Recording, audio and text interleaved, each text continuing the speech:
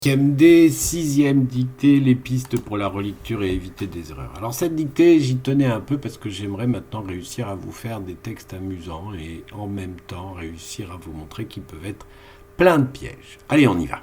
Non, vraiment, ce n'est pas drôle. Je voudrais que vous fassiez disparaître vos sourires niais de vos figures.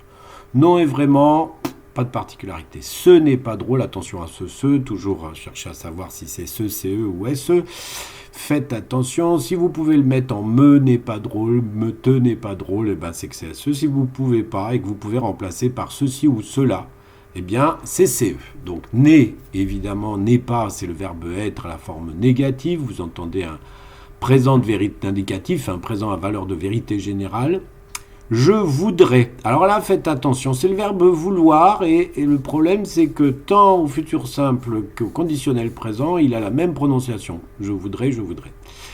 Comment savoir si c'est le futur simple avec terminaison AI ou si c'est le conditionnel présent avec terminaison AIS? Eh bien, il faut simplement remplacer par tu. Non, vraiment, ce n'est pas drôle. Tu voudrais que vous fassiez disparaître vos sourires ou tu voudras que vous fassiez disparaître vos sourires. Il faut vraiment là-dessus que vous réfléchissiez. Je vous rappelle que le conditionnel, c'est lié à une condition. D'accord? Si vous m'écoutiez, etc. Je ne peux pas vous en dire plus. Que vous fassiez.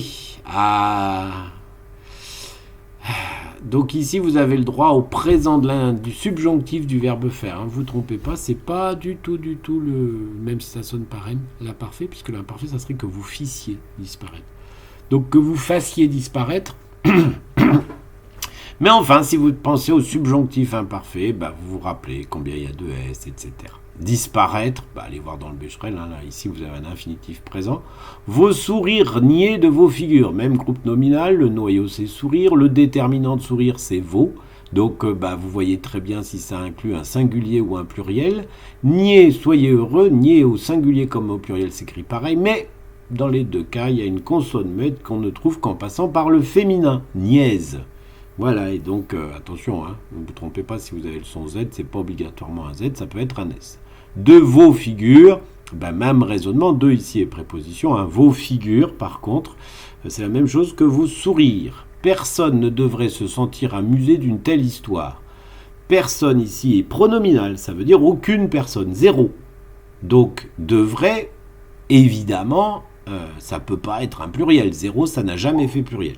Donc du coup, là encore, est-ce que vous... Là c'est facile, ça ne peut être que le conditionnel, puisque devrait, si c'était le futur, ça sera ne devra, d'accord? Donc se sentir, c'est le verbe se sentir, une forme pronominale.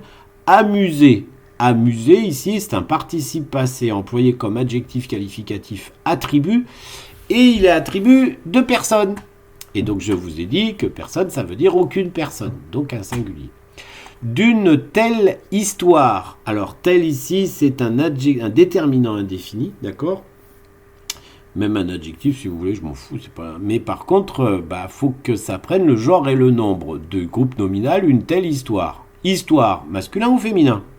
Une, singulier ou pluriel? Telle se mettra au nombre du déterminant une et au genre du nom histoire, puisque tout le groupe aura le même genre et le même nom. Car elle pourrait arriver à toutes. Car, mais où est donc ornicar? Elle pourrait, là encore, verbe pouvoir, toujours conditionnel présent, arriver. Ça faisait longtemps qu'on n'y avait pas eu droit. Car elle pourrait venir, d'accord? Est-ce que je vais dire car elle pourrait venir à toutes? Car elle pourrait venue à toutes? Car elle pourrait venir à toutes? Car elle pourrait vint à toutes? Si c'est venir, c'est que c'est l'infinitif présent et que arriver se met à l'infinitif présent, ER. Si c'est venu, c'est que venu est au participe passé, donc arrivé se met au participe passé. Et si c'est venez, c'est l'imparfait de l'indicatif, donc arrivé se met à l'imparfait de l'indicatif, AIS, AIT ou AIENT. Trouvez le sujet. Si c'est vint, c'est que c'est le passé simple de l'indicatif, et donc à partir de là, arrivé se met à la première personne du singulier du passé simple de l'indicatif, AI.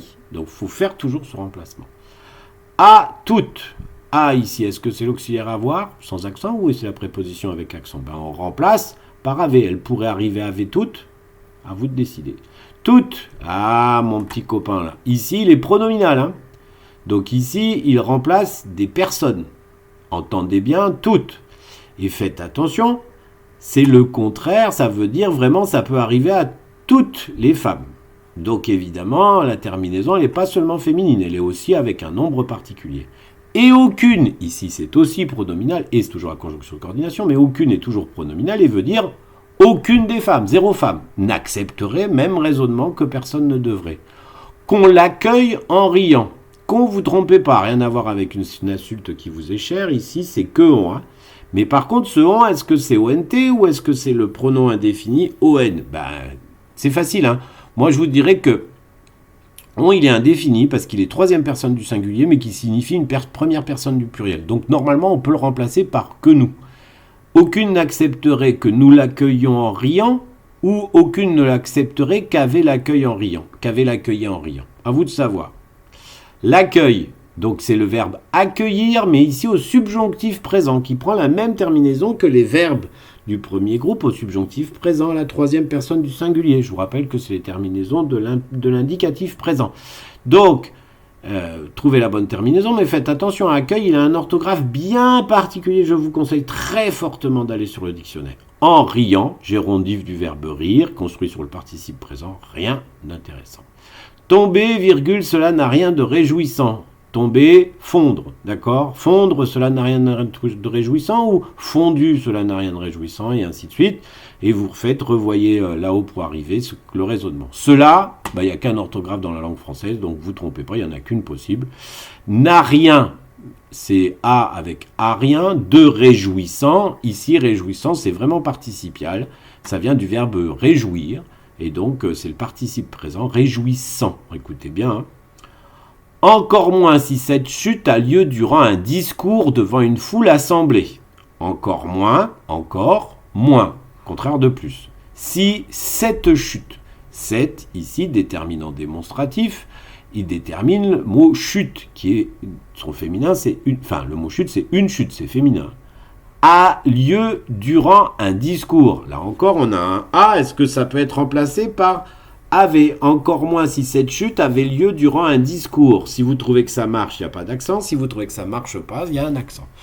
Durant, ça vient du verbe durer, hein, et c'est devenu prépositionnel, durant. Un discours, faites attention, un discours, lui aussi, c'est un vilain mot, puisque même au singulier, il s'écrit comme au pluriel. Devant, pas de particularité, une foule assemblée. Assemblée, ici, vous le voyez bien, ça complète le mot foule. Ça sonne, c'est le verbe assembler, hein, d'accord?